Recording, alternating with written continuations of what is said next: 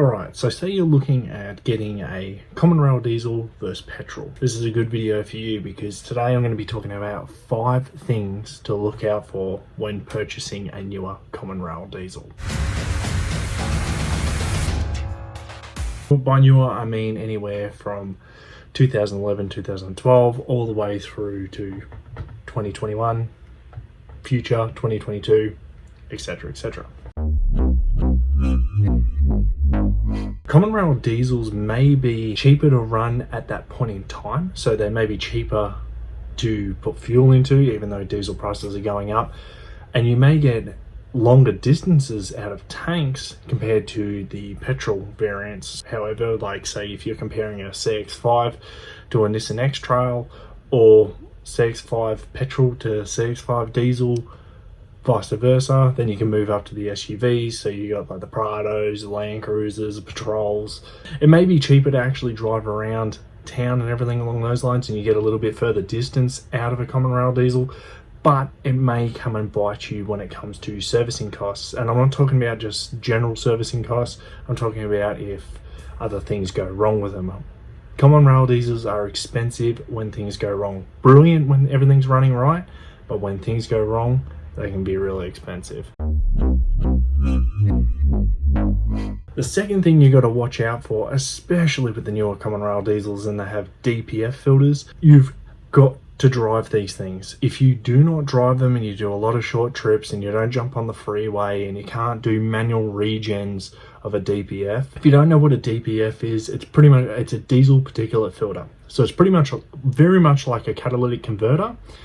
But what it does is it injects fuel or heats up by injecting fuel into the engine.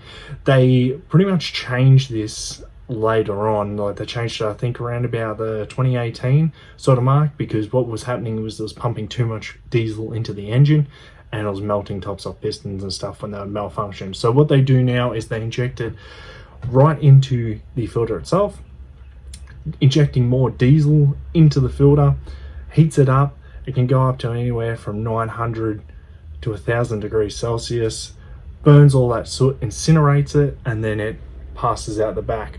Another way they do it is they can do like AdBlue. So it's pretty much, was it sterilized, I think? I don't really know the word for it, but it's urine filtered down, and then you put that into your AdBlue tank, and then it injects it into the exhaust system to help minimize the soot levels. So that's why you see a lot of the new diesels now don't emit a heap of soot. My car, my 200 series Land Cruiser, is one of the earlier ones, and it doesn't have DPF. So you give it a big rev or a boot full, you'll see a heap of diesel soot come out the back. If you have one of these newer diesels, common rail diesels, driving them is imperative. You need to do long trips, take them for a blast, and blow that filter out. Now I don't mean flog the hell out of the car. You don't need to flog them. It's literally, it'll do a auto burn when it's cruising at a certain speed at operating temperature for an X amount of time. So go for a run, take the family, go for a run, give your car a good run and clean out that filter. Because if it gets blocked up to a point where you can't, or you can no longer actually do a manual burn on it at a workshop. They can sometimes do manual burns, depends on if the car's going to allow them, because if it's too blocked, even a scan tool can't help you, and then you need to replace the filter. And some of those filters can be anywhere from $3,000 to $7,000, and yeah, it gets expensive. Not to mention the injectors. If the injectors in the actual DPF, the 2.8 litre Hilux was prone for this, it would dump fuel into the exhaust and you would see a lot of white smoke. So if you follow a new Hilux and it looks like the thing's on fire, yeah, pretty much that's a DPF failure, and it's just squirting, or injector failure should I say, and it's just squirting diesel into the exhaust. Now when I say injector failure, I don't mean injector failure within the engine. The engine itself is fine. Those 4 injectors across the top of the engine there, they're fine. It's the one that actually injects into the exhaust itself to heat up the DPF. It's got a fault in there, and Toyota will not fix it, but we're not going into that. When it comes to common rail diesels, another thing you need to look out for is algae growth in the tank. Diesel, unlike petrol, can get algae growth. You may sit there and ask, well, how is that possible? Well, what happens is, in a lot of the older sort of diesels, even to the probably about the 2018s, I think, they had a return to the tank. So any unburnt fuel would literally cycle back through and get returned to the fuel tank, which is all fine, good and well. You don't want that spraying on the ground. You don't want your litres per 100 completely going out the window, because it's all your unused fuel at the rail is not getting burnt and just getting spent on the ground, so they send it back to the tank. But when that fuel travels up from the tank to the engine and then back again, you've got hot fuel coming back into a cold tank. And say if you've got about a half a tank or so of diesel, then you can get moisture buildup. And moisture and everything within diesel, unlike petrol doesn't have this issue. Petrol can get moisture and everything in the tank, but it doesn't have the algae growth issue. When you have half a tank of diesel or lower, that hot and cold constant cycle, it is a breeding ground for algae. Now, algae is literally, it's not like what you find in a pond. It's a little bit different to that, but it can go through everything. It can go through your lines, go through your injectors, go through your pump, go through your fuel filter. So if you do a lot of short trips and everything like that, and you actually check your fuel filter and it's pitch black and you can't figure out why, if you actually put it to your nose, and I know this is counterintuitive if you're actually not into cars or whatever, if you put that to your nose and it literally burns your nose, like has a real pungent sort of, almost like a vomit smell to it, then that is algae. So why is algae such an issue, and why should you actually fill up your common rail diesel to the full, like fill it up to the brim every time you fill up instead of just dashing it with fuel, is to prevent that algae growth. Because when you have cold fuel with hot fuel, it is a breeding bacteria for that. Now, algae growth in a tank can get extremely bad. I've seen it where it's fuel senders no longer work because the algae is grown on it and it's holding the fuel sender down, so it's saying it's constantly empty instead of full. It gets in through the fuel filter, it bypasses the fuel filter over time. If that blocks up, it then gets into your pump, your injectors, and it becomes very, very expensive. So again, the way to negate this is you drive the car, do decent runs, burn that fuel off, help burn the algae off by getting that tank and the fuel nice and hot, and burn all the moisture and everything out of there, and that helps prevent that. And yeah, just driving your car regularly, cycle that fuel over, and also putting some additives in the tank. Now, I'm not talking about all additives, because not all fuel additives are the same, and not all fuel additives do what they claim. A lot of them are just money grabs, to be honest with you.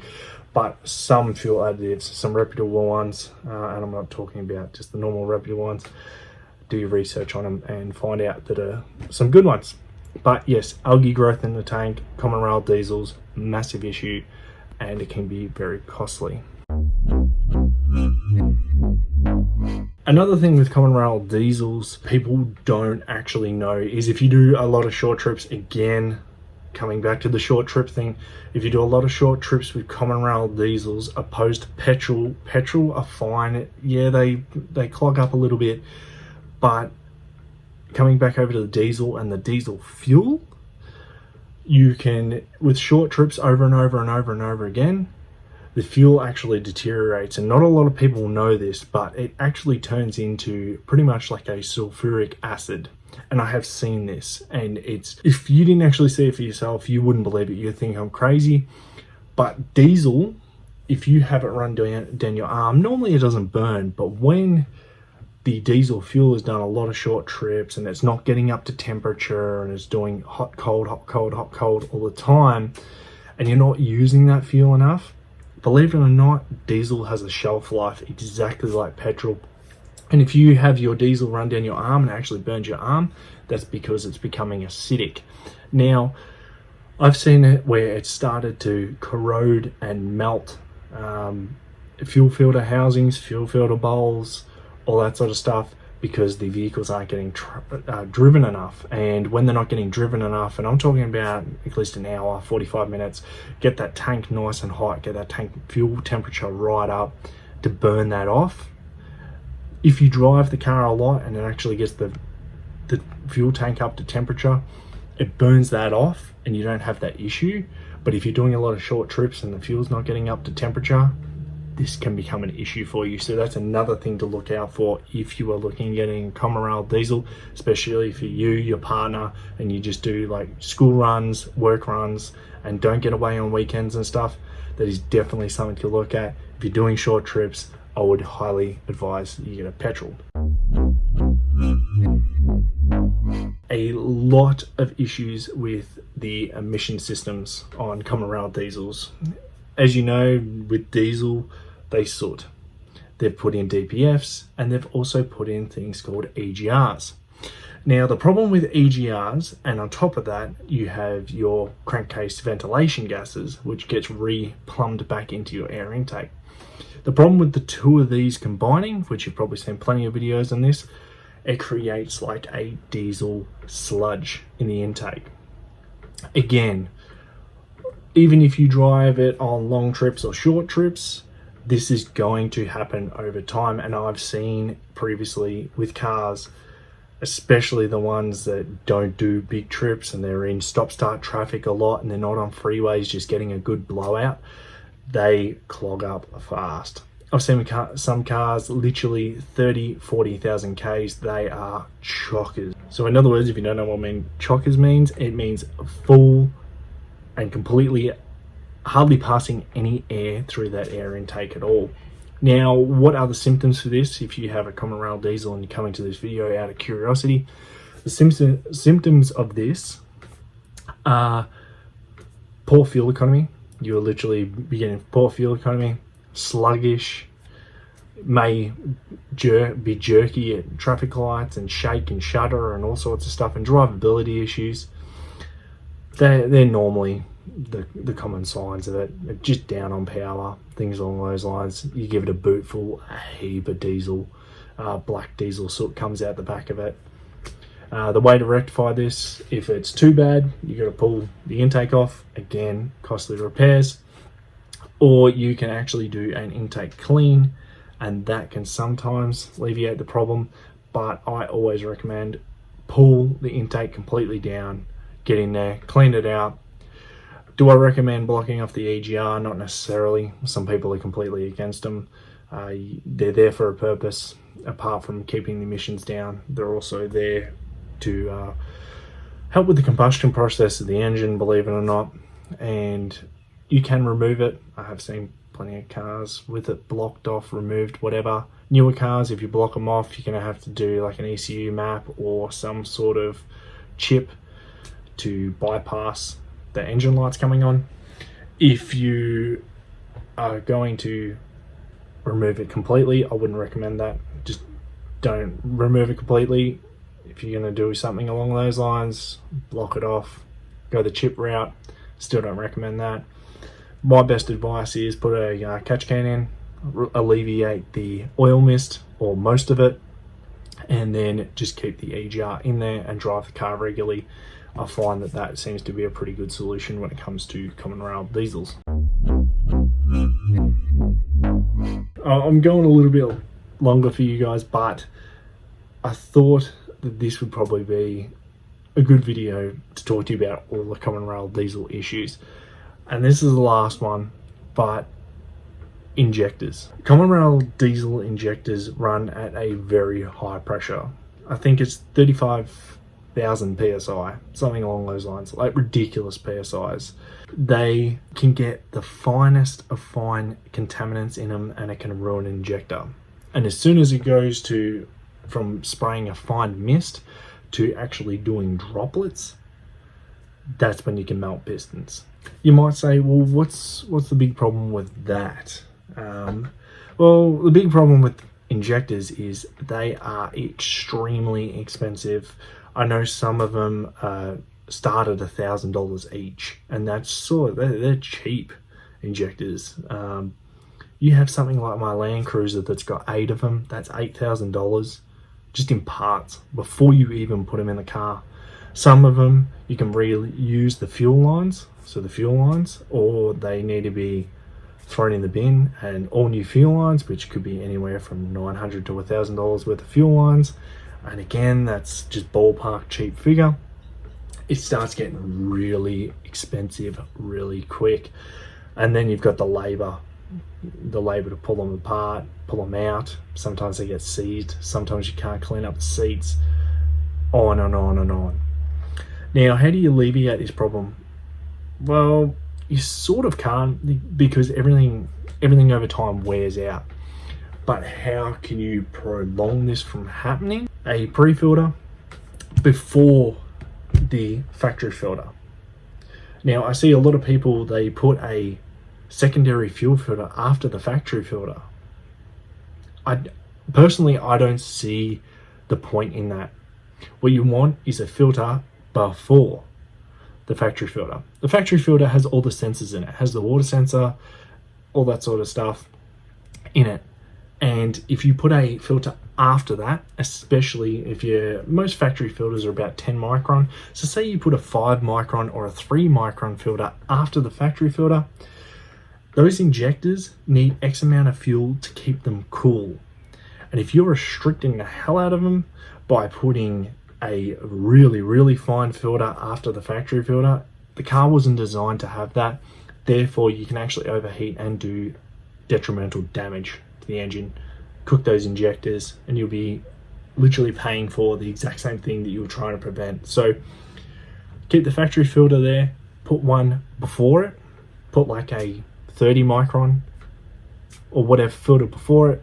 What you want to do is you want to catch majority of the water, the bigger sort of particles in the fuel. You want to separate that before getting to your factory filter and let your factory filter sort out the rest. You'll probably find with a filter beforehand, like most trucks, literally most trucks and most construction machinery run it this way. They run one before the factory filter and then have the factory filter. But from the factory, they just do it from the factory. So they have a 30 micron and a 10 micron, or a 30 micron and a 5 micron, or whatever.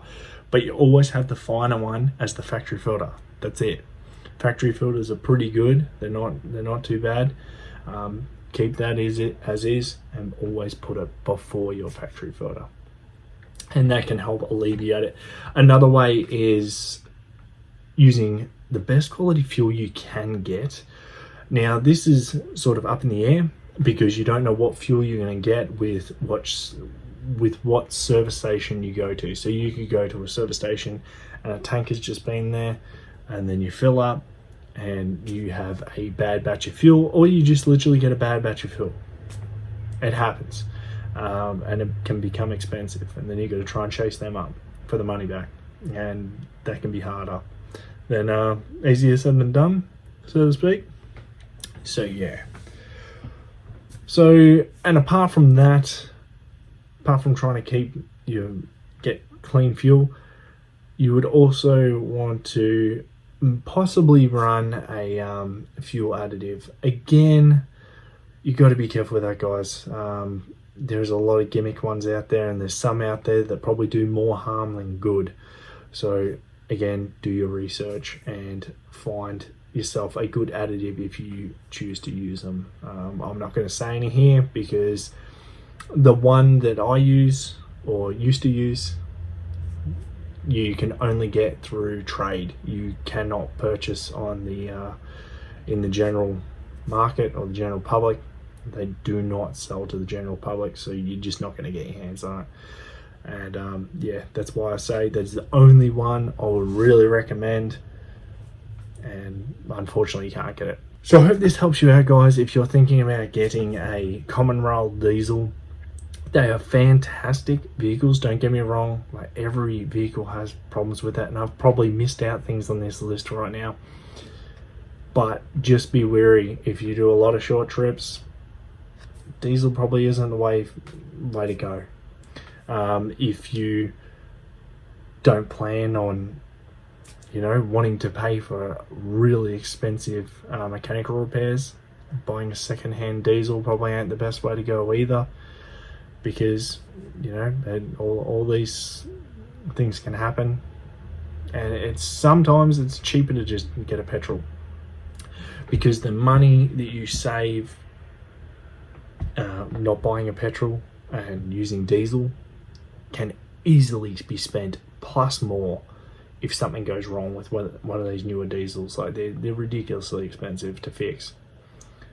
Would I change my Land Cruiser for the world? No, not at all. I love it, but just bear in mind they are expensive, and a lot of, like the CX-5s for example, they're expensive too. Just because it's a smaller little SUV, 4-cylinder, doesn't matter. Common rail diesel, that technology, expensive. Alright guys, hope you like this video. Take care. Bye.